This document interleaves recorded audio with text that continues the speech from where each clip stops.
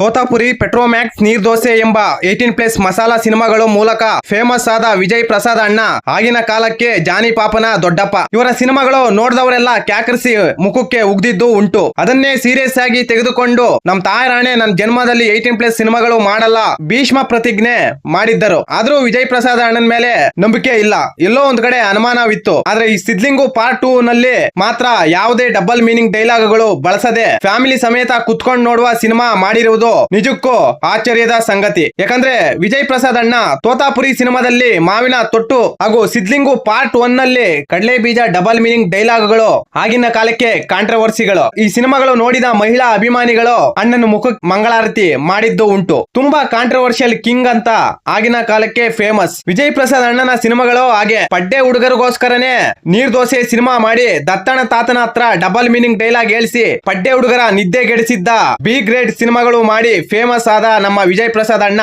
13 ವರ್ಷಗಳ ಹಿಂದಿನ ಸಿದ್ಲಿಂಗು ಏನಾದ, ಇವಾಗ ಹೇಗಿದ್ದಾನೆ ಅಂತ ಸಿದ್ಲಿಂಗು ಪಾರ್ಟ್ 2 ನಲ್ಲಿ ಹೇಳೋಕೆ ಹೊರಟಿದ್ದಾರೆ. ಸಿದ್ಲಿಂಗು ಸಿನಿಮಾ ನೋಡೋದಕ್ಕೆ ಮೈನ್ ಕಾರಣ ರಮ್ಯಾ ಅಕ್ಕ. ರಮ್ಯಾ ಅಕ್ಕನಿಗೋಸ್ಕರನೇ ಆಗಿನ ಕಾಲದ ಪಡ್ಡೆ ಹುಡುಗರು ಈ ಸಿನಿಮಾವನ್ನು 5-6 ಸಲ ನೋಡಿರ್ತಾರೆ. ಆ ಸಿನಿಮಾದಲ್ಲಿ ಅವರು ಹೇಳುವ ಕಡಲೆ ಬೀಜ ಡೈಲಾಗ್ ಮಾತ್ರ ಆಗಿನ ಕಾಲಕ್ಕೆ ಫೇಮಸ್. ಆ ಸಿನಿಮಾದ ಮುಂದುವರೆದ ಭಾಗನೇ ಈ ಸಿದ್ಲಿಂಗು ಪಾರ್ಟ್ 2. ಸಿದ್ಲಿಂಗು ಪಾರ್ಟ್ 1 ನಲ್ಲಿ ಯೋಗಿ ಅಣ್ಣ ರಮ್ಯಾ ಅಕ್ಕನ ಕಾಂಬಿನೇಷನ್ ಮಾತ್ರ ಬೆಂಕಿ. ಇವರಿಬ್ಬರು ಆ ಪಾತ್ರಗಳಲ್ಲಿ ಜೀವಿಸಿ ಬಿಟ್ಟಿದ್ದರು.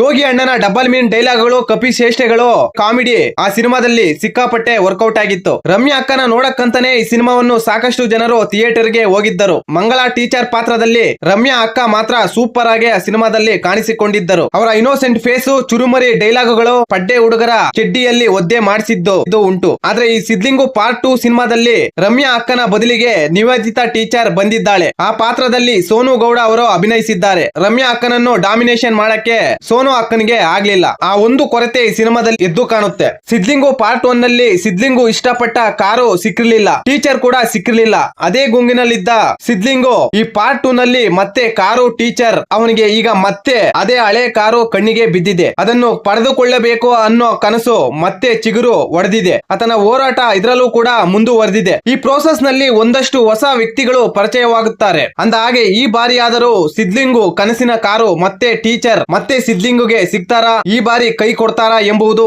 ಈ ಸಿನಿಮಾ ನೋಡಿದ್ರೆ ಗೊತ್ತಾಗುತ್ತೆ. ಇನ್ನು ಸಿನಿಮಾ ಹೇಗಿದೆ ಅಂದ್ರೆ ಕೆಲವೊಂದು ಸಲ ಅತಿರೇಕದ ಕಪಿಸೇಷ್ಟೆ ಪೋಲಿ ಡೈಲಾಗ್ಗಳು ವರ್ಕೌಟ್ ಆಗಲ್ಲ. ಈ ಬಾರಿ ಆ ತಪ್ಪು ಇಬ್ರು ಮಾಡಿಲ್ಲ. ನೀಟ್ ಅಂಡ್ ಕ್ಲೀನ್ ಆಗಿದೆ ಸಿನಿಮಾ. ಲೂಸ್ ಮಾದ ಅವರು ತುಂಬಾ ಡೀಸೆಂಟ್ ಆಕ್ಟಿಂಗ್ ಮೂಲಕ ಎಲ್ಲರ ಮನಸ್ಸು ಗೆಲ್ತಾರೆ ಈ ಸಿನಿಮಾದಲ್ಲಿ. ಆ ಪಾತ್ರದಲ್ಲಿ ಚೆನ್ನಾಗಿ ಜೀವಿಸಿದ್ದಾರೆ. ಅದರ ಜೊತೆಗೆ ಹೊಸ ಪಾತ್ರಗಳು ಪರಿಚಯವಾಗುತ್ತೆ.